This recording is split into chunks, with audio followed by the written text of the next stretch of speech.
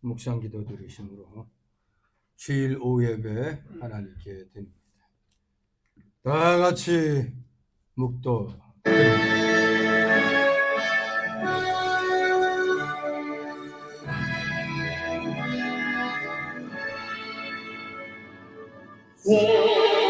성자와 성령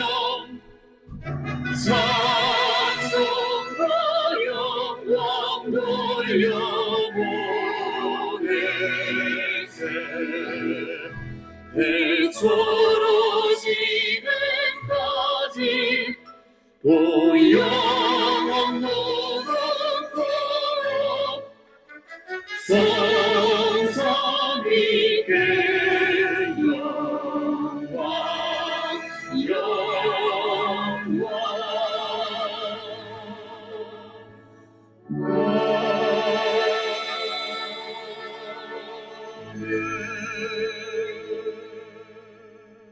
너희는 이전 일을 기억하지 말며 옛적 일을 생각하지 말라. 보라, 내가 새 일을 행하리니 이제 나타낼 것이라. 아멘. 다 같이 사도신경으로 신앙 고백 하나님께 드립니다. 전능하사 천지를 만드신 하나님 아버지를 내가 믿사오며 그 외아들 우리 주 예수 그리스도를 믿사오니 이는 성령으로 잉태하사 동정녀 마리아에게 나시고 본디오 빌라도에게 고난을 받으사 십자가에 못 박혀 죽으시고 장사한 지 사흘 만에 죽은 자 가운데서 다시 살아나시며 하늘에 오르사 전능하신 하나님 우편에 앉아 계시다. 저리로서 산 자와 죽은 자를 심판하러 오시리라. 성령을 믿사오며 거룩한 공예와 성도가 서로 교통하는 것과 죄를 사하여 주시는 것과 몸이 다시 사는 것과 영원히 사는 것을 믿사옵나이다. 아멘. 같이 찬송가 195장 찬송드립니다.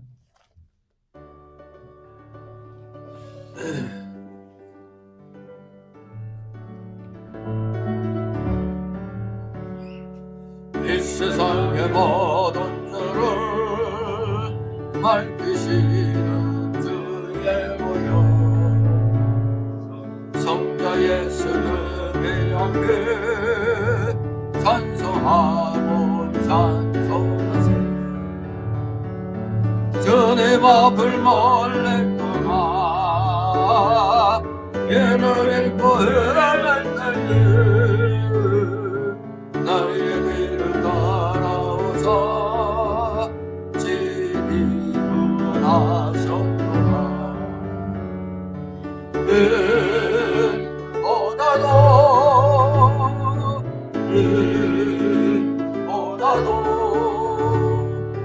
저희의 헐레센 보혈로 이게 쓰소서.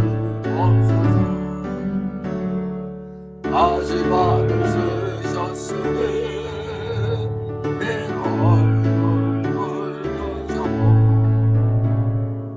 십자가에 모진 고통 나를 위해 다하셨니. 말로 형용할 수 없는 그세조의 고통하신 은혜의 크신 사랑 찬송하고 찬송하세. 은보다도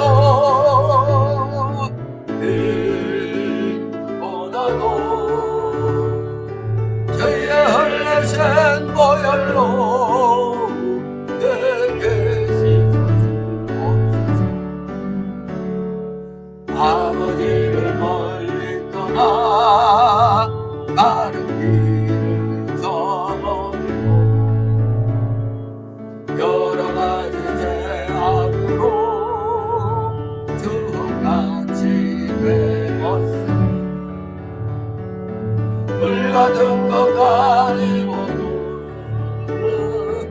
세상서가 없네.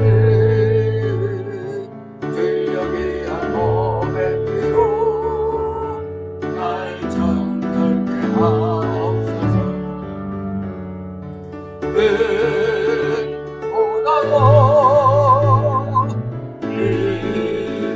보다도 별내셋 보혈로 내게 씻어주옵소서.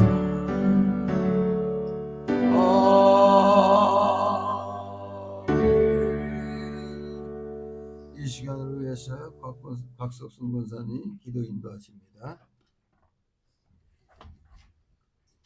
사랑하는 풍성하신 하나님 아버지, 지난 일주일 동안도 주님의 날개아래 품어주시고 귀하고 복된 날 주님앞에 나와 찬양과 예배로 영광 돌리니 주님 기뻐받아 주시옵소서. 주님께서 피로 값주고 세워주신 우리 서원교회가 설립 23주년을 맞아 주님께 이 시간 감사 예배로 드립니다. 그동안 많이 힘들고 어려운 가운데서도 늘 지켜주시고 도와여 주셔서 이렇게 성장시켜 주심을 감사드립니다. 늘 주님의 뜻에 합당한 교회, 주님이 기뻐 받으시는 교회로 나가기에 부족함이 없도록 은혜로 인도하여 주시옵소서. 새해를 시작하며 많은 계획들을 세우며 나갑니다. 사람이 계획을 세울지라도 그 길을 인도하시는 하나님이신 줄 믿사오니 하나님 동행하여 주시옵시고 선한 열매를 영광 돌려드리는 우리 소원교회 되도록 인도하여 주시옵소서. 또한 이날의 임직을 사랑하시어 기도로 세워주시고 풍요롭고 자유롭게 성장시켜 주셨건만 지금은 참으로 혼란의 시대가 되어버렸습니다. 자유가 무너지고 악이 성행하며 하나님을 배교하는 나라가 되어버렸습니다. 주님 먼저 우리 믿는 자들의 잘못됨을 용서하여 주시옵시고 이날의 이민족이 하루속히 안정될 수 있도록 은혜로 베풀어 주시옵소서. 자유민주주의가 굳건히 세워져 나갈 수 있도록 주님 인도하여 주시옵소서. 이 시간도 하나님의 말씀을 받기 원합니다. 우리들의 마음을 열어주시고 들길을 열어주셔서 강단에서 떨어지는 귀한 말씀이 땅에 떨어지지 아니하고 우리들의 마음밭에 심어지게 하시며 하나님 앞에 더욱더 충성되고 거룩하여지며 성숙한 믿음의 사람으로 나가는 우리 성교회 성도들 다 되게 주님하여 주시옵소서. 말씀 전하신 우리 목사님 영육간의 강건하심과 말씀의 능력을 더하여 주셔서 맡겨진 양무리들을 인도해 나가시기에 부족함이 없도록 은혜로 충만케 하여 주시옵소서. 말씀을 받는 저희로 하여금 은혜 베풀어 주시어서 믿음을 성장시켜 주시옵시고 주님의 몸된 교회를 섬겨 나가며 꿀과 아름과 같이 목사님의 동역자로서 역할을 잘 감당해 나가는 우리 성교회 성도들 다 되게 주님 다여 주시옵시고 지혜와 명철과 성령 충만함으로 채워 주시옵소서. 첫 시간입니다. 마치는 시간까지 주님 인도하여 주시옵시고 주님 홀로 영광 받아 주시옵소서. 나를 구원하신 예수 그리스도 이름으로 기도드리옵나이다.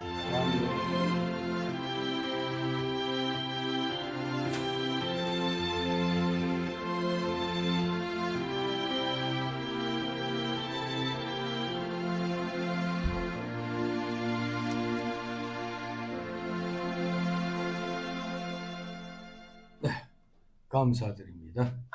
오늘 이 시간 함께 은혜 나눌 말씀을 봅니다. 주일 오후에 주시는 말씀은 신약성경 빌립보서 3장 12절에서 16절까지의 말씀입니다. 빌립보서 3장 12절에서 16절까지 우리 교대로 읽도록 합니다. 12절 내가 이미 얻었다 함도 아니요 온전히 이루었다 함도 아니라 오직 내가 그리스도 예수께 잡힌 바 된 그것을 잡으려고 쫓아가노라. 형제들아 나는 다시 내가 잡은 줄로 여기고 오직 하나님 주께서 있는 것은 잊어버리고 앞에 있는 것을 찾고 표대를 향하여 그리스도 예수 안에서 하나님이 위에서 부르신 부름의 상을 위하여 쫓아가노라. 그러므로 누구든지 온전히 일하니 하자는 이렇게 생각하지 만일 무슨 너희를 갈리 생각하면 하나님이 너희에게 나타내시리라. 다 같이 어제 우리가 어디까지 이르렀든지 그대로 행할 것이라. 아멘. 네, 감사합니다. 오늘 말씀의 제목은 예전에는 쫓아가는 삶이란 제목으로 한번 설교를 했는데 오늘은 이제 여기 14절에 나온 부름의 상을 위하여 하나님이 위에서 부르신 부름의 상을 위하여 쫓아가노라. 이 부름의 상을 위하여라는 제목으로 오늘 함께 은혜를 나누도록 하겠습니다. 부름의 상. 이게 보면은 보통 우리가 표대를 향하여 그런 쫓아가자, 표대를 향하여 쫓아가자 그런 제목도 있었고, 또 쫓아가는 삶, 쫓아가는 삶이란 무엇인가? 오늘은 이제 부르심의 상을, 부름의 상을 위하여라는 제목으로 이제 그러한 관점에서 우리 한번 살펴보도록 합니다. Pressing toward the goal, pressing toward the goal, 표대를 향해서 우리는 쫓아가야 되는데 그 표대가 어디냐? 바로 하늘의 상입니다. 부르신, 하나님이 위에서 부르신 부름의 상을 위해서. 그래서 우리는 표대를 향하여 우리는 날마다 나아가야 되겠습니다. 옛날에 그 올림픽이 어디에서 시작됐죠? 그리스에서 시작됐죠. 그리스. 올림픽 문화를 꽃피웠던 헬라 지역, 즉 오늘날 그리스 지역에서 성장한 그러한 영향이 있었는지 아무튼 우리 사도 바울의 이 서신 속에는 운동 경기 용어가 다수 등장합니다. 예를 들면 여기에 나오는 대로 운동장, 경주, 다름질, 표대, 즉 목표점 이런 것들이 다 운동 경기 용어입니다. 또 오늘 본문에 보면 쫓아간다, 쫓아가노라 이 쫓아간다는 말을 계속 사용하고 있죠. 12절에서도 한번 쫓아가노라, 14절에서도 부름의 상을 위하여 쫓아가노라 이렇게 사용을 하는데 쫓아간다 이 말씀은 특정한 표대를 향해서 힘있게 달려간다는 뜻입니다. 근데 이 영어 성경에는 이걸 프레싱이라고 표현을 하고 있습니다. 아무튼 but I press on 이렇게 이제 쫓아간다는 걸 press on이라고 이렇게 쓰고 있는데 정말로 우리가 프레스하면 누르는 거잖아요. 앞서간다. 한마디로 목표점을 향해서 그냥 짜 올라간다는 얘기죠. 힘있게 뭘 짜내려면 힘이 들어가야죠. 힘있게 달려간다. 그런 말이 이제 우리말로 멋지게 쫓아간다. 그 아주 우리말은 참 다양한 것 같아요. 표현하는 용어가 많이 있습니다. 같은 단어 같고도. 아무튼 우리 하나님께서 지으신 온갖 신비 중 시간 창조는 신비 중의 신간이죠. 신비 중의 신비. 만세전에는 이 시간이란 건 이 지구의 역사가 시작되면서 시작된 거죠. 시간은. 하나님은 시간을 초월하신 분이지 시간이란 개념을 만들어내신 분이 바로 하나님이시죠. 그러니 오늘날 우리가 인간이 머리가 발달하다 보니까 타임머신이라는 것을 생각하죠. 우리 시간이 착각착각 지나갈 때 우리가 역으로 이 시간보다도 더 빠르게 그냥 가면은 마이너스가 된다는 얘기죠. 이게 이론적으로는 그럴듯한데 마치 제가 농담 삼아 이 무리를 갖다 걸을 수 있느냐 묻는다면 걸을 수 있지. 어떻게? 한쪽 발이 가라앉기 전에 빼가지고 하여간 그러면은 이론적으로는 그게 말은 돼요. 아무튼 이 타임머신이라든가 우리가 이 무리를 걷는다 이론적으로는 가능한 것 같이 보입니다만 우리 하나님이 보실 땐 참 가소롭겠죠. 자식들 말이야 이거 내가 만든 것 같고 뭔 짓거리야 하겠죠. 아무튼 참 우리 인간에게 있어서는 신비 중에 신비라 할 수가 있습니다. 태초로부터 종말에 이르는 시간, 이 세월이라는 신비 속에는 바로 우리가 지금 맞이하고 있는 2000년대, 주후 2000년대가 있고, 그 2000년 가운데 2025년도 지금 새해를 지금 우리가 맞이를 한 것입니다. 이 2025년도도 어느 틈엔가 또 이제 12월 달이 다 돼가겠죠. 우리가 2024년도도 언제 지나갔나 했더니 벌써 1년이 지나가 버렸어요. 그러더니 딱 눈앞에 25년도가 딱 다가왔습니다. 양력을 해야 물론 1월 1일 날 지나갔지만 우리 민족은 원래 이 신정 구정 일제 때 이제 이렇게 만든 건데, 원래 우리 설은 그냥 설입니다. 근데 그것도 구정이라고 이렇게 음력설로 했지만 이제는 그냥 설이 맞아요. 설명절. 우리 민족에게 이게 진짜 이제 음력 새해가 이게 진짜 새해다운 거죠. 아무튼 이제 2025년도 시작하고 이제 목표점을 향해서 이제 요이 땅 하는 그런 차례입니다. 그래서 계획표를 세웠습니까? 어디 아직 안 만들었어요? 네, 이 설 연휴 기간 동안 만들어 놓기 바랍니다. 그래서 내가 종합해가지고 주일학교도 또 만들어야지. 아무튼 종합해서 또 1년 또 써서 붙여야 되겠습니다.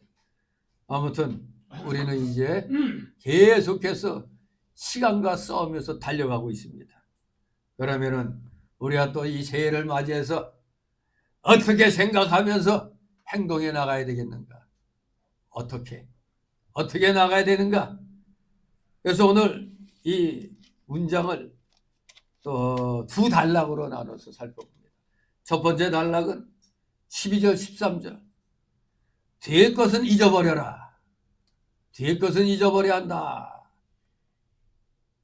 두 번째 단락으로는 14절 16절. 표대를 향하여야 한다.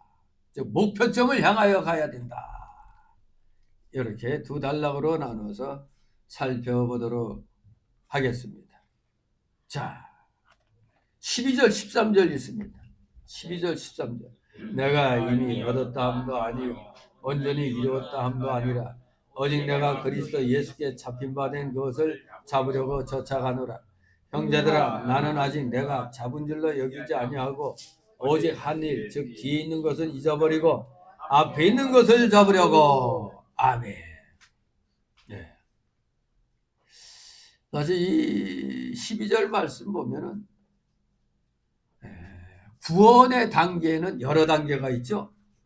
구원의 단계, 구원에는 하나님의 부르심, 즉 소명에서 우리가 성화의 마지막 단계, 영화에 이르기까지 여러 단계가 있기 때문에 회심을 통해, 즉 회개를 통해서 그리스도인의 구원이 모두 완성되는 것은 아니라는 것 우리가 분명히 알 수가 있습니다. 우리가 동시 사건으로 중생하고 믿음 생기고 회개하고 그러므로 의롭다 칭함받고 양자되고 하는 것은 다 동시 사건이라고 그랬어요. 논리적으로는 순서가 있지만은 동시에 일어나는 겁니다. 그리고 나서 바로 구원받은 순간부터 어떤 단계예요? 성화 단계에 우리는 들어간 겁니다. 성화의 단계.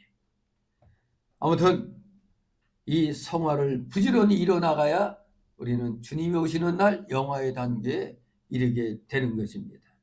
바울이 특별히 이 12절 말씀을 언급하게 된 것은 아마도 빌립보 교인들 가운데 행위와 의식을 강력히 주장하는 유대주의에 반발해서 구원이 완전히 이루어졌다고 이야기하는 극단적인 완전주의자들이 또 있었기 때문인 것으로 보입니다. 우리가 예수 믿고 구원받았다고 구원이 완벽하게 이루어진 게 아니죠. 영의 구원은 완벽히 이루어졌지만 육신의 구원은 미래의 일입니다. 육신의 구원은 예수님 재림 때 완성이 되는 겁니다. 그때 주님 재림과 함께 우리는 부활체가 되는 것이죠. 아무튼 행위 의식을 주장하는 유대주의자들, 그리고 극단적인 완전주의자들, 오늘날 저 구원파들은 우리가 잘못됐다고 그러죠. 예. 우리는 의인이기 때문에 무슨 짓을 해도 구원 거기에서는 아무 문제 없다고. 우리가 영은 구원받았어도 육신은 아직 죄 가운데 있는 거예요.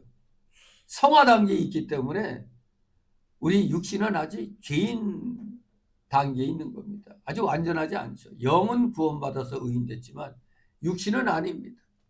그러니까 우리가 이 죄인 용서하여 주옵소서 하니까 구원파는 그 소리 듣고 뭔 소리냐, 우리는 구원받아 의인인데 뭔 잘못 믿는 거다, 그렇게 얘기하는 거죠. 예. 아무튼 이런 극단적인 완전주의자들이 예나 지금이나 있습니다. 그렇기 때문에 바울은 그리스도인들에게는 그리스도께서 자신들을 구원해 주신 목적을 계속해서 추구해 나갈 의무가 있음을 지금 자각시키고 있는 겁니다. 계속해서 추구해 나가야 된다. 여기 그것을 잡으려고 쫓아가노라. 이미 얻었다함도 아니요 온전히 이뤘다함도 아니라 오직 내가 그리스도 예수께 잡힌 바 된 그것을 계속 잡으려고 쫓아가노라. 계속해서 압박을 가하는 겁니다. 올바른 삶을 살도록 푸시해야 되는 거죠. 진실로 우리는 이 말씀을 통해서 우리가 계속 앞으로 나가야 되는데, 앞으로 나아갈 때 우리의 발목을 잡는 것이 있으면 안 되죠. 그래서 우리는 먼저 뒤에 있는 것은 잊어버려야 한다는 겁니다. 뒤에 있는 것은 잊어버려야 됩니다. 잊어버리고, 이 말씀 13절에 즉 뒤에 있는 것은 잊어버리고 앞에 있는 것을 잡으려고. 우리가 잊어버린다는 거 얘기할 때는 분명히 해야 될 일이 있어요. 무조건 과거의 기억을 지워버리는 게 아닙니다. 무조건 과거의 기억은 지워버리라는 그런 말씀이 아니고, 과거에 나에게 일어났던 그 일의 기억이 내 자신의 미래와 구원에 대한 관심을 빼앗아서 앞으로 나아갈 그 진보를 방해하지 않도록 의식적으로 노력하는 것을, 뒤에 있는 것은 잊어버리라는 얘기입니다. 무조건 싹 지워버리라는 게 아니에요. 내가 앞으로 나아가는 것에 대해서 장애가 될 만한 것들은 일단은 잊어버려야죠. 자꾸 그것만 붙들고 있으면 앞으로 못 나아가잖아요. 우리가 흔히 시합 같은 거 할 때 그런 말 많이 하죠.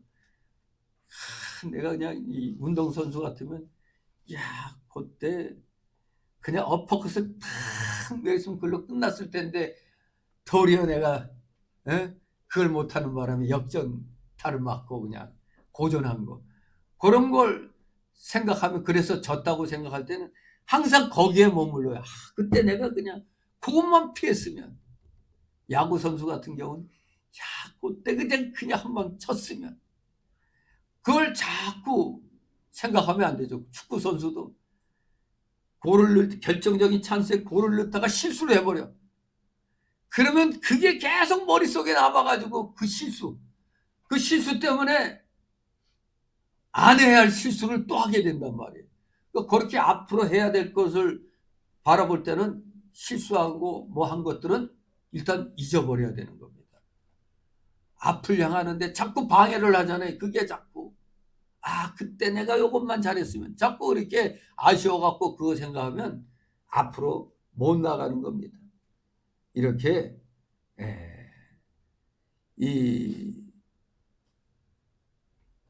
잊어버린다는 이 말을 갖다 우리가 잘 생각해야 됩니다. 무조건 싸그리 다 잊어버리는 게 아닙니다. 진보를, 앞으로 나아갈 그 길을 막지 않도록, 그게 방해거리가 될 것 같으면 내가 의식적으로 지워버리는 겁니다. 그렇기 때문에 뒤에 있는 것을 잊어버려야 할 때, 첫째, 과거에 잘한 일까지도 잊어버릴 때는 잊어버려야 된다 이겁니다. 앞으로 나아갈 때 방해가 된다 싶으면 잊어버려야 되는 겁니다. 과거에 잘한 일도 잊어버려라. 뒤에 있는 것은 잊어버려라는 첫째가 과거에 잘한 일까지도 잊어버려야 된다면 잊어버려라 이겁니다. 사도 바울은 위대한 전도자여 초대교회의 기둥 같은 인물입니다. 실로 바울은 우리의 상상을 초월하는 복음의 수고를 감당한 사람입니다.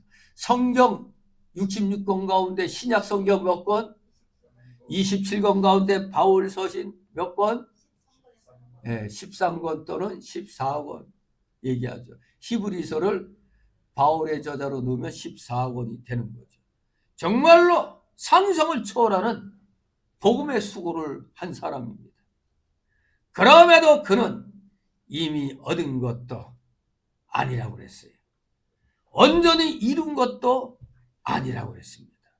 오직 한 일, 뒤에 있는 것은 잊어버리고 푯대를 향하여 쫓아간다고 그랬습니다. 푯대를 향하여 쫓아가노라. 주님 말씀하신 그대로 누가복음 17장 10절의 이 말씀을 기억하시기 바랍니다. 우리는 무익한 종이라 우리가 하여야 할 일을 한 것뿐이라. 이러한 마음 자세. 어느 시인의 말에 고상한 일을 하고서 그것을 하루 종일 꿈꾸지 말라는 말을 했습니다. 우리도 기분 좋고 좋은 일 하면은 항상 그거 그냥 계속 그냥 그걸 되뇌이고 있잖아요. 이제 그거 그만 잊어버리고 일을 할 생각을 해야 되는데 자꾸 그 달콤한 그 잘한 거 그게만 그냥 생각만 하려고 하는 일이 있잖아요. 그걸 하루 종일 꿈꾸지 말라는 겁니다. 왜요? 그 이유는 참 성공이란 것은 뒤에 있지 않고 앞에 있기 때문에 그렇다 이겁니다. 앞을 향하여 나가라. 스스로 섰다고 생각할 때 그 다음은 무슨 단계? 넘어짐의 단계인 것입니다. 넘어짐의 순서가 기다리고 있어요. 그래서 주님은 누가복음 9장 62절에 손에 쟁기를 잡고 뒤를 돌아보는 자는 하나님 나라에 합당치 않다. 이것은 옛날에 소로 이렇게 이제 밭갈이 할 때 쫙 그대로 소가 똑바로 가도록 쫙 잡고 똑바로 밀고 가야 되는데 잠시 뒤를 돌아보는 순간에 삐딱해지죠. 그 마치 우리가 이 운전할 때 앞을 쭉 보다가 잠깐 뒷사람한테 얘기한다고 이렇게 뒤 하다가 순간 이게 휘거덕 하는 경우가 많잖아요. 그냥 똑바로 한다고 해놓고도 잠깐 이렇게 볼 때 나도 모르게 약간 틀어지는 그 역사가 있는 겁니다. 그러니 올바르게 일을 못하게 되는 겁니다. 뒤를 자꾸 돌아보다 보면 삐딱해지는 거예요. 사고가 나요. 그 사고에 또 본을 보인 자가 있죠. 소돔과 고모라에서 룻이 아니다. 롯의 아내. 롯의 아내는 앞만 보고 쫓아가야 되는데 절대 천사가 뒤돌아보면 안 된다고 그랬어요. 근데 아이고 내 모든 살림살이가 다 저기에 있는데 하고 아쉬워하고 그냥 살짝 한번 돌아보는 순간 소금 기둥이 돼버린 겁니다. 영원한 소금 기둥이 돼버렸어요. 이게 큰 교훈입니다. 롯의 아내 분명히 뒤돌아보지 말고 앞만 보고 나가라 했는데 아쉬워서 자꾸 우리도 실수한 거 지난날 뭔 일 하다가 실수한 거 자꾸 생각하면은 그게 그냥 기분이 안 좋고 그냥 자꾸 그 앞으로 나가는데 방해가 되는 겁니다. 절대로 우리 앞을 향하여 나아가야 됩니다. 과거에 잘한 일까지도 우리는 생각해서 지워버려야 됩니다. 바로 그 두 번째가 실패. 과거에 잘한 일도 잊어버리라고 했으니까 실패한 것은 더더군다나 잊어버려야 되는 겁니다. 물론 회개에 필요한 반성이나 거울로 삼지도 말라는 뜻은 아닙니다. 문제는 조금 전에도 계속 얘기했듯이 실패한 과거에 대해서 너무나 아쉬워갖고 집착해가지고 생산적인 진보를 하지 못하는 것이 되어서는 안 된다는 얘기입니다. 그걸 조심하라는 겁니다. 자꾸 실패한 과거에 집착하다 보면 그거 생각할 동안에 더 한 걸음 더 나아가야지 자꾸 아깝다 이렇게 생각하면 앞으로 생산적인 진보를 못하게 되는 겁니다. 우리 사도 바울에게도 갈라디아서 1장 13, 14절에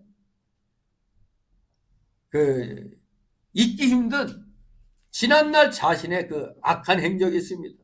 우리 갈라디아서 1장 13절 14절 한번 살펴봅니다. 갈라디아서 1장 13절 14절 바울이 생각하기조차 하기 싫은 그런 일이죠. 갈라디아서 1장 13, 14절 같이 읽습니다. 시작.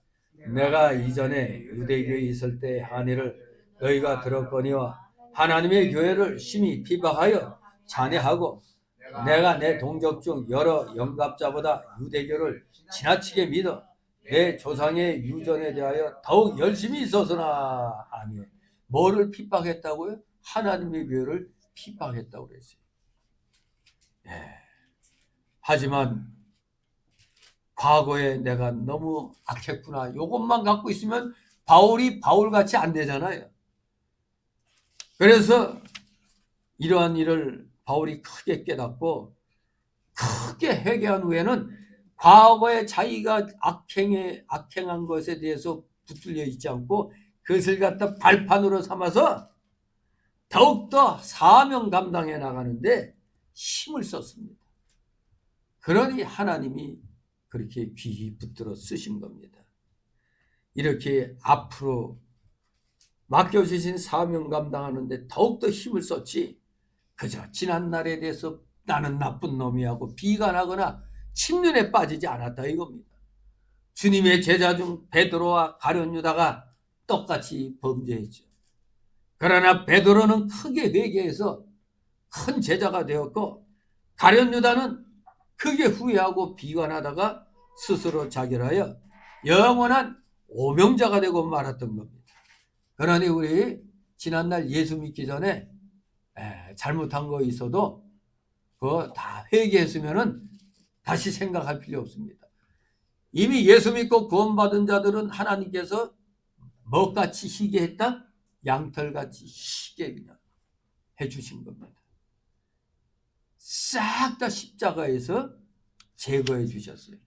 과거에 지은 죄, 지금 짓고 있는 죄, 앞으로 지을 죄까지도 말갛게 지어주셨습니다. 그러니 우리가 과거에 잘못된 점, 실패에 붙들려 있으면 안 되는 겁니다. 그게 바로 뒤에 있는 것입니다. 심지어 잘한 것도 잊어버리라고 그러는데 자꾸 실패한 것까지 생각하면 안 되는 거죠. 세 번째는 이제 좋지 않은 감정까지도 잊어버려라 이겁니다. 좋지 않은 감정까지도 잊어버려라. 사람이 살다 보면 마음에 상처가 쌓일 수도 있습니다. 개인적 감정, 교회에 대한 감정 또는 교역자에 대한 감정이 잘 풀리지 않을 때도 있는 것입니다. 그러나 이러한 좋지 못한 감정은 오래 품으면 누가 손해요? 내가 손해봅니다. 오래도록 풀지 못하고 있는 것은 내 자신에게나 또 모든 사람에게 무익할 뿐입니다. 그 유명한 테네시 윌리엄스의 그 올페라는 희곡이 있다고 하는데 거기는 자기 잘못을 회개하지 못하고 남의 잘못을 용서하지 못하는 그 악한 감정이 얼마나 비참한 결과를 가져오는가를 잘 표현해주고 있습니다. 잘못을 회개하지 못하고 그런데다가 남의 잘못도 용서하지 못해 그 결과는 너무나 비참하다 이겁니다. 그렇기 때문에 우리 주님께서는 마태오 5장 24절에 먼저 가서 형제와 화목하고 그 후에 와서 예물을 드리라. 즉 회개하고 나서 예배를 드리라 이렇게 말씀하고 있습니다. 우리 살다 보면 왼수 질 때가 많잖아요. 원수 같은 자. 근데 저도 그냥 한때 제대학원에 내 눈앞에 띄기만 해봐라 그냥 그런 사람이 있었는데 근데 뭐 시간이 흐르니까 그냥 뭐 다 잊어버리게 돼요. 용서가 돼요. 아니 그냥 이등병 때 그냥 차렷 자세로 이 말뚝 박는 한마로 이 난타당했으면 뭐 알만하죠. 나하고 둘이 그냥 차렷 자세로 그냥 이런 한마 나무 한마 그걸로 그냥 미친 듯이 때리는데 나는 또 순간순간 딱 이렇게 이제 커버하면서 막았지만 한 놈은 그냥 깨구락지처럼 꼬꾸라져 갖고 있으니까 꼬꾸라진 거 군대에서는 절대 때릴 때 넘어지면 안 돼. 넘어지면 더 밟아. 빨갱이는 밟아도 되지만 같은 편을 밟으면 안 되잖아요. 절대 아무리 맞아도 쓰러지거나 뭐 그렇게 아픈 척하지 않아요. 그 진짜 아버지가 이제 면회 왔을 때 아니 그 일주일 동안 화장실을 못 갔어. 여기에 다 멍들어가지고 이건 그냥 보여주기만 하면은 그냥 영창이에요, 영창. 왜 갑자기 불신검 와가지고 다 엉덩이나 종아리 까보라고 그래. 그러면 멍든 자고 있으면 불러갖고 누가 때렸어. 그때도 한창 구타 뭐 한 것은 이제 막 그럴 때인데 이 가슴팍부터 배가 그냥 시퍼렇게 멍들었는데 진짜 만나기만 하면 내가 죽인다네. 근데 뭐 세월호 되니까 뭐 군대니까 그럴 수도 있지. 뭐 그렇게 돼버리는 거예요. 사실 그때는 인생의 위기였어. 그때는 진짜 우린 실탄 장전해가지고 보초 근무 나갔는데 보초 근무자에게 실탄을 인계 안 하고 내 들어왔거든. 들어오는데 그냥 붙잡고 그냥 왜 그래 참아라. 나도 이게 참는데 둘이 또 뭐 심파조 같이 달 보고 울었네 둘이. 내 이거 오늘 끝장내버린다. 내가 살고 싶지 않다. 내 이게 다 쏴 죽여버린다 이러고 그냥 그랬는데 참 그런 위기도 있었어요. 그런데 또 다 그거는 군대니까 또 용서가 되는 거예요. 군대니까 다 그렇게 용서가 됩니다. 악감정 그냥 잊어버리게 돼요. 잊어버리려고 또 해야 돼요. 이게 있으면은 본인이 괴로워요. 본인이. 어우 저거 화상 저거 하면서 그냥 그거 합니다. 진실로 우리 앞을 향하여 나아가려면 먼저 뒤의 것을 잊어버려야 되는데 과거에 잘한 일도 실패한 일도 좋지 못한 감정까지도 다 떨어버리고 앞을 향해 나가자 이겁니다. 이 우리나라 정치인들이 올바른 정치인들 되려면 이 좋지 못한 일로 서로 싸우고 그래서도 나라가 위기에 몰렸다면 다 털어버리고 하나로 뭉쳐야 돼. 미국이 그런 나라 아니에요. 서로 공화당 민주당이 서로 싸우더라도 딱 나라의 이득에 관한 일이 딱 터지면 딱 하나가 돼버려요. 근데 우리는 임진왜란 때도 동인 서인 해가지고 그냥 풍신수기를 만나고 와갖고 아이고 희쭈그레하게 생겨가지고 조선 침략 못한다고. 또 한 사람은 무섭게 생겼다고 곧 칠 것 같다고 말이야. 근데 율곡이 10만 양병설을 주장했어도 그게 서인인가 동인인가 황순길인가 그러니까 일본 우리 침략할 그 힘이 안 돼. 한 그 말을 선조가 그냥 들었다가 우리가 임진왜란에 기가 막힌 꼴을 당했잖아요. 우리 조선 백성들이 얼마나 죽었으면 일본에 귀무덤까지 있어요. 귀무덤, 코무덤. 이게 다 증명을 해야 되니까 그냥 다 코를 죽여서 코를 베든가 이 귀를 베든가 해서 그냥 수십 상자를 실어다가 일본에 갖고 갔으니 얼마나 많은 사람이 죽었겠느냐 이겁니다. 그러니 그때 생긴 인사가 밤새 안녕하셨습니까? 진지 잡수셨습니까? 그런 거예요. 비빔밥이 그때 생겼다고 그런 얘기 하더라고요. 야 급해 죽겠는데 언제 뭐 퍼먹고 그냥 사사사삭 해서 그냥 먹는 거지. 이 중학교 다닐 때는 비빔밥 많이 만들어 먹었죠. 도시락에다 그때 弁当 도시락에다 그냥 김치하고 뭐 넣어가지고 막 흔들어 흔들어 갖고 그걸로 그렇게 해서 먹었죠. 예, 추억의 비빔밥, 추억의 弁当. 그렇죠. 아무튼 우리 앞으로 나아가기 위해서는 이제 대한민국이 앞을 향해서 나아가기 위해서는 안 좋은 일들은 이제 그만 다 묻어야 돼. 서로 용서하고 묻어버리고. 그러니까 내가 잘못했다는 걸 시인을 해야죠. 저 더불당 저것들 중에도 저 경기 동부연합에게 완전히 점령돼 가지고 속으로 아리하는 사람들도 있어요. 말은 못하고. 그런 사람들이 양심 고백하고 해서 저 어차피 빨갱이들은 이미 사람 되기 틀려서 그것들은 같이 못해요. 그러나 그렇지 않은 사람들하고는 다 힘을 합쳐서 앞을 향해 나아가면 되는 겁니다.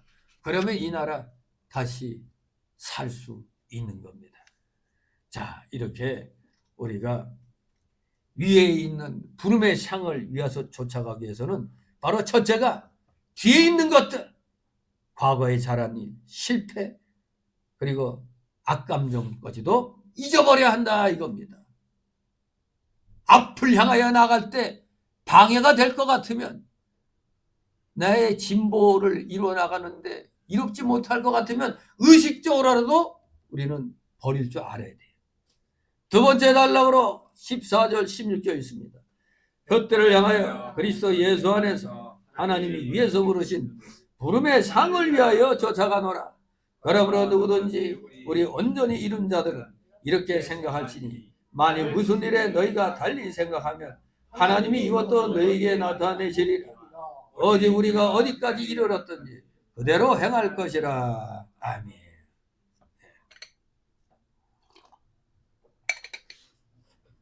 푯대를 향하여, 바로 두 번째 부름의 상을 위해서는 푯대를 향하여 달려가야 된다는 겁니다. 푯대를 향하여 나가라. 목표점을 향하여 나가라. 푯대는 최종의 목표 지점을 의미합니다. 골, 최종의 목표 지점. 특히 우리 영적 경주에 있어서 이 푯대는 누구를 가리킵니까? 그리스도입니다. 그리스도가 푯대입니다. 그리스도를 가리키고 있습니다. 바로 그런 자들에게 상을 준다고 그랬는데, 부름의 상은 그리스도 안에서 얻는 구원의 완성을 말합니다. 예수님이 다시 오시는 그날 우리는 구원의 완성인 영화의 단계에 들어갑니다. 그러므로 이 푯대와 상은 사실 의미적으로 볼 때는 의미상 거의 동일하다 그렇게 봐도 괜찮습니다. 푯대나 상. 다만 차이가 있다면 이 푯대는 인간의 노력의 대상으로, 후자는 하나님의 주권적인 은혜의 선물로 보는 것입니다. 상은 바로 하나님의 주권적인 은혜의 선물, 푯대는 인간의 노력의 대상. 그렇습니다. 주님을 향하여 나아가는 겁니다. 바로 이 서신을 쓴 바울은, 바울의 시선은 뒤에 있는 게 아니라 앞을 향하여, 앞을 내다보는 미래의 사람이란 것을 알 수가 있죠. 앞을 향하여 시선이 고정되어 있어요. 미래의 사람이었던 겁니다. 그래서 바울은 목표점을 세 가지로 표현했습니다. 첫째, 그리스도 예수께 잡힌 바 된 그것을 잡는 것이다. 그리스도 예수께 잡힌 바 된 그것을 잡는 것이라 말씀합니다.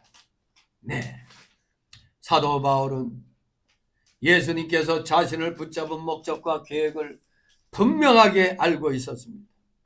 그리고 그것은 자신의 전생애를 통해서 추구해야 할 것임도 알고 있었습니다. 그래서 그는 주님께서 자신을 붙잡은 목적을 놓치지 않고 붙잡으려고 필생의 경주를 한다고 말하는 겁니다. 필생의 경주. 두 번째, 미래를 보는, 즉 목표점을 세 가지 가운데 첫 번째가 그리스도 예수께 잡힌 바 된 그것을 잡는 것이라고 그랬고, 두 번째 목표점은 바로 표대라고 했습니다. 표대. 표대는 경주자의 도달점입니다. 바로 우리 선수들, 우리 달리기 선수들 보면은 100m 달리기 같으면 저 골인전까지 전심전력을 다해서 달려갑니다. 마찬가지로 바울의 표대는 예수 그리스도입니다. 예수 그리스도를 향해서 전심전력으로 달려갑니다. 왜 달려가? 그리스도를 닮으려고. 그리스도를 닮으려고, 그리스도까지 자라나려고 달려갑니다. 언제까지? 그 기한은 주님 재림시, 즉 부활의 날까지 달려가는 겁니다. 그날이 표대인 것입니다. 예수 그리스도 재림시, 부활의 날까지 끊임없이 예수 그리스도를 닮아가며 자라난다 이겁니다. 우리도 마찬가지로 바울처럼 이런 표대가 있습니다. 우리 모두 그리스도라는 표대가 있습니다. 이 그리스도를 향하여 우리 모두 질주해 나가야 되겠습니다. 세 번째 그 목표점은 주님께서 부르신 부름의 상을 위하는 것이라고 했습니다. 주님께서 부르신 부르심의 상, 이런 부르신 자의 뜻을 따라 충성을 다한 자가 받는 상급입니다. 부름의 상, 하나님이 위에서 부르신 부름의 상, 부르신 자의 뜻을 따라 충성을 다한 자가 받는 상급. 우리 모두 이러한 상급을 받아야 되겠습니다. 그리스도의 좋은 군사로 모집된 자는 디모데후서 2장 3절 7절 보면은 첫째는 어떤 자? 그리스도와 함께 고난받는 자. 이게 중요한 겁니다. 우리는 그저 편하고 쉽고 좋은 것만 찾으려고 그러죠. 근데 그리스도를 닮아가려면 왜 주님이 지신 십자가의 고난은 안 지려고 그래? 그저 편한 것만 찾으려고 그러잖아요. 그래서 형통의 복음이라는 괴물이 탄생한 거 아닙니까? 아니, 예수님이 십자가를 겪지 않고 우리를 구원해 주셨으면 그게 맞아요. 근데 하나님이신 예수님이 뭐 때문에 십자가 가장 최악의 극형을 받으셨냐 이겁니다. 우리 때문에 그런 겁니다. 그러니 우리도 우리의 미래를 위해, 우리의 미래 후손들을 위해서, 그리스도를 위해서 받는 고난이라면 즐거운 마음으로, 우리는 기꺼운 마음으로 받아야 되는 겁니다. 진실로 디모데후서 2장 3절 이하에 그리스도의 좋은 군사의 첫째 조건이 그리스도와 함께 고난받는 자라고 그랬어요. 근데 오늘날에는 설교에도 십자가가 빠지고, 기도하는데도 십자가 고난 빠지고, 그저 복주옵소서 복주옵소서 이것만 하고 있어요. 진정 그리스도인이 되려면 고난도 두려워하지 않고 짊어지고 나가야 됩니다. 두 번째, 좋은 군사로 모집된 자는 자기 생활에 얽매이지 않는 자. 이것이 이제 굉장히 이제 중요한 거죠. 특히 결혼한 사람들은 여기에 많이 무너지죠.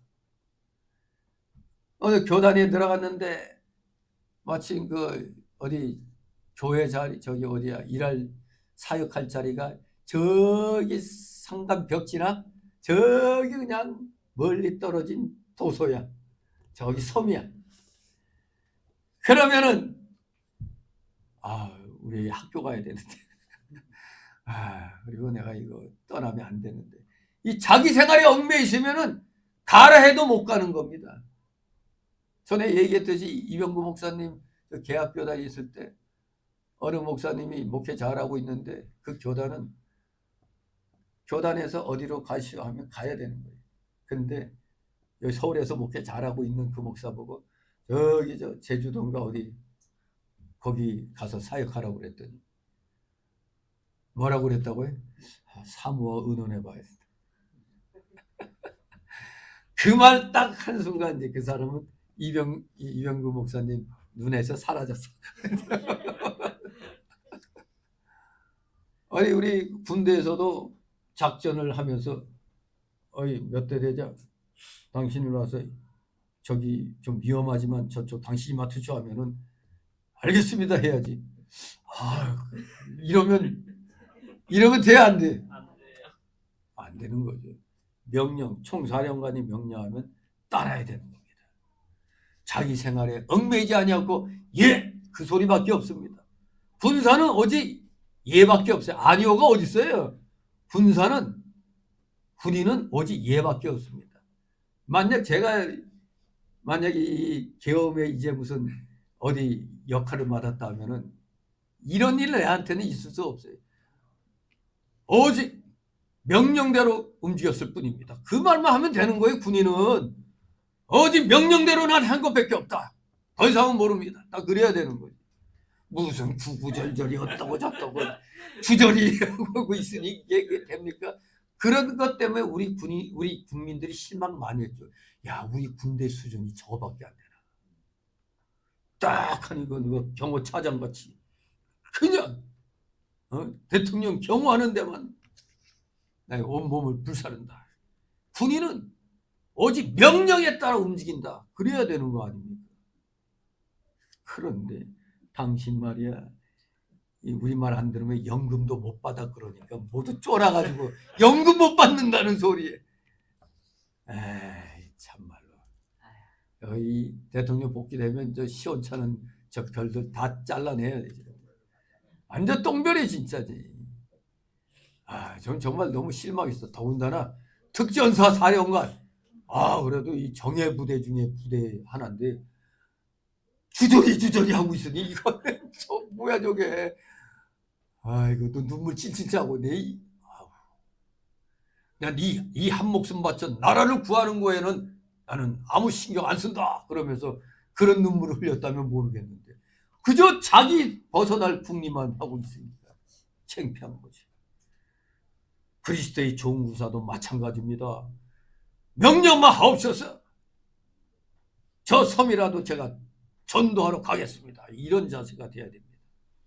셋째, 그리스도의 좋은 군사는 모집한 자를 기쁘게 하는 자야 되는 겁니다. 모집한 자. 교회에서 이제 회의해가지고 어느 교육자들, 부교육자들 이렇게 또 보낼 때 이 핑계 저 핑계 대면 그 모집한 자가 기분이 나쁘죠. 기분이 상하죠. 말을 하면 딱딱 알겠습니다. 그거밖에 없는 겁니다. 예밖에 없는 겁니다. 군사는 다른 말이 필요 없습니다. 폭탄 지고 나가라 해도라도 나가야 되는 거예요. 그게 군인인 겁니다. 뭐 6.25 때 우리 그 6탄 시병상가 뭔가 이런 사람들 보면은 탱크는 밀려 내려오는데 탱크를 저지를 못해. 그러니까 모두 그냥 폭탄을 갖다 확 껴안고 그냥 탱크 밑으로 들어가 버렸잖아요.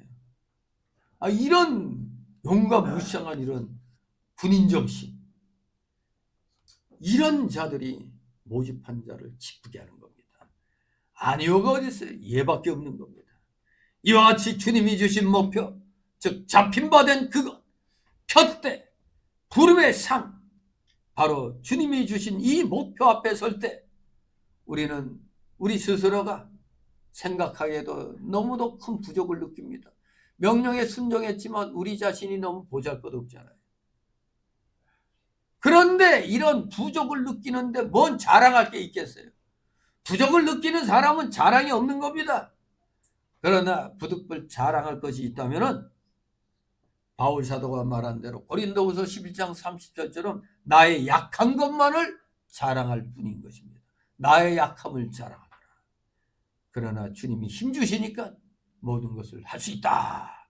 이런 고백을 해야 되겠습니다. 그렇기 때문에 우리는 주님의 일을 할 때 우리는 우리 자신의 모습 정확히 발견해야 됩니다.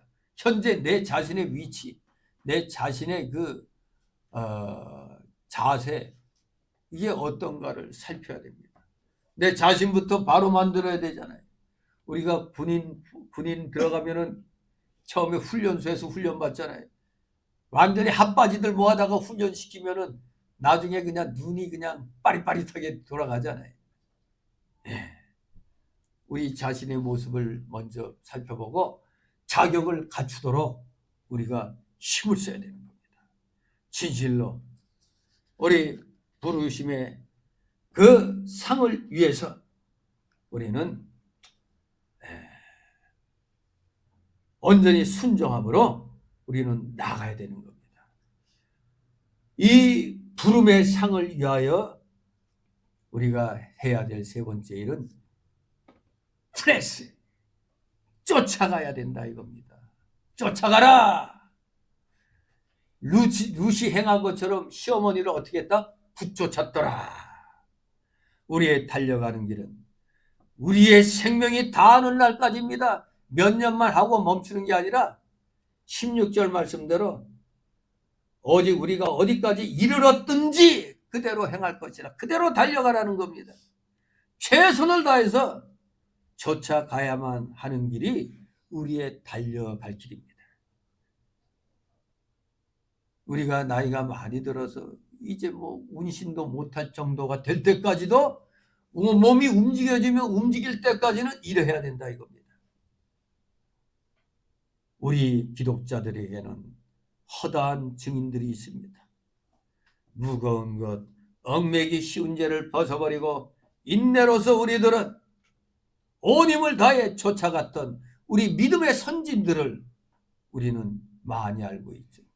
믿음의 선진들, 정말 그 목숨의 위협 속에서도 굴하지 아니하고 순교의 길을 택한 자들, 목숨을 버리는 걸 두려워하지 아니했습니다. 정말로 최선을 다해서 쫓아가는 우리 귀한 믿음의 증인들이 너무나 많이 있습니다. 어느 누군가가 말할 때 시간이란 것은 급히 달려오는 날개돋이 마차라는 말을 했다고 그래요. 시간은 급히 달려오는 날개돋이 마차. 오늘날로 말하면 이거 그냥 처음석 그냥 제트기, 처음석 그냥 자동차. 그게 시간인 겁니다. 정말 시간 쏜살같이 지나가죠. 정말 시간이 이렇게 빨리 간다고는 생각할 수 없었는데 짜잔 하더니 벌써 23주년 됐어요. 짜잔 하면 또 이제 내년 또 24주년 되겠죠. 그렇기 때문에 우리 이렇게 엄청나게 빨리 흘러가는 이 시간에 쫓기는 자가 되지 말고 차라리 시간 앞에서 시간을 선도하는 자가 되어서 우리 다 같이 앞에 서서 달려가는 자가 되어야겠습니다. 이것이 하나님이 이렇게 주신 바로 예수 안에서 하나님이 위에서 부르신 부름의 상을 위하여 쫓아가는 자세가 되는 겁니다. 붙쫓아라. 최선을 다해 쫓아가라. 우리 이왕이면은 질질 끌려다니는 자가 아니라 시간에 앞서서 선도하는 자들이 되자 이겁니다. 진실로 머무르지 않는 시간 속에서 이미 2024년도를 보냈습니다. 우리가 2000년도를 맞이할 때 별의별 소리 다 있죠. 야, 2000년이 되면은 뭐 컴퓨터에서 뭐 어떻게 돼가지고 뭐 어떻게 뭐 마치 뭐 지구가 뭐 어째 잘못될 것 같이 그런 얘기가 있었잖아요. 근데 뭘 자고 나니까 그게 그거지 뭐. 그 2000년도가 지나고 지금 벌써 25년이 되었습니다. 이제 새로운 시작을 하는 2025년도를 우리는 이제 설 명절을 맞이해서 우상숭배 구습에 또 함께 동행하지 말고 단호하게 배격해야 돼. 지금 교회가 타락해서 무슨 놈의 거기 가서 뭐 제사 안 드리는 대신 무슨 예배를 드리라고 무슨 제사상 차려놓고 예배를 드려. 그냥 우리 기독교인은 친척들 만났으니까 자 우리 이방으로 기독교인들 다 모여라 해서 그냥 거기서 예배 드리고 교제 나누고 안 믿는 사람들이 하든 말든 그거는 우리가 이 사실 명절날 모이는 건 흩어졌던 가족이 만난다는 의미가 있는 거지 무슨 죽은 조상 제사 드리려고 그래. 그건 옛날 사람들 얘기고 지금 우리들은 미래를 계획을 하기 위해서 모이는 겁니다. 우리 친척들이 이제 하나님이 주시는 복 속에서 미래를 향해서 우리 나아가자, 그런 의미로 예배를 드리는 거지. 맨날 돌아가신 분들을 놓고 해봐야 아무 소용없는 겁니다. 로마 가톨릭 같은 경우야 뭐 돌아가신 분들 위해서 뭐 기도하고 예배드리고 헌금하면은 연옥에가 있는 형들이 천국으로 옮겨진다고 그래. 결국에 뭐 거기는 또 대모제도니 대부제도가 있잖아요. 아무도 지옥 갈 사람 없죠. 어? 뭐 걔들 영세 줄 때 뭐 대부제도 있고 대모제도가 있잖아요. 그들이 알아서 다 해줄 건데 지옥 갈 걱정 없잖아요. 연옥이라는 거 없는 그런 단어까지 만들어 오죠. 우리 모두 이제 새해 2025년도를 맞이해서 이제는 지난날의 그 구습을 벗어버리고 한 걸음 더 앞서 달려나가는 성숙된 신앙인의 모습으로서 주님의 말씀만을 조차 앞만 보고 걷장 나아가며 뒤돌아보지 말고 하나님께 영광 돌리는 온전한 기독자의 삶을 살아가시는 여러분들이 되시기를 주님의 이름으로 축원합니다. 기도합니다. 거룩하신 하나님 아버지, 은혜를 감사드립니다.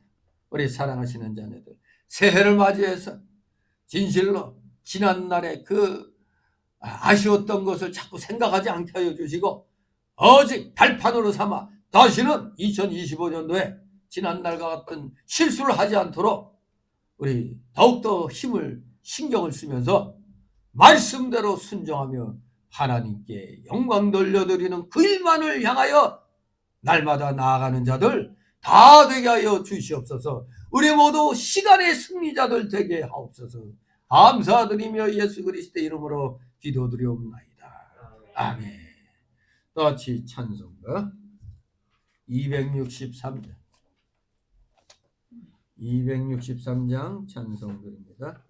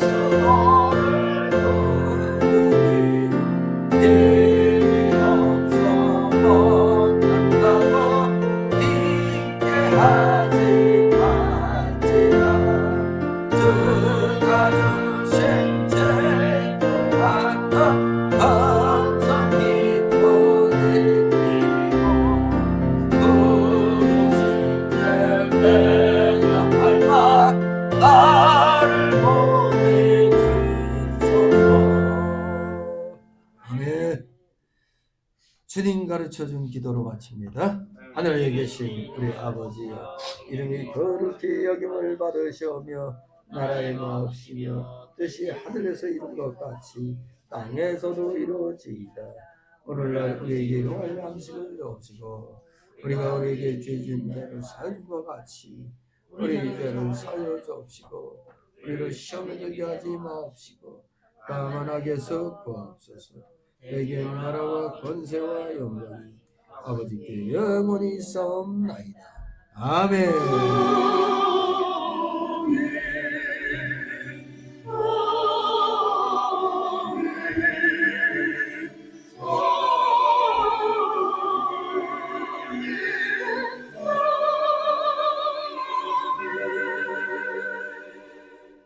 수고들 하셨습니다. 주일 학교 하시고 돌아가시기 바랍니다.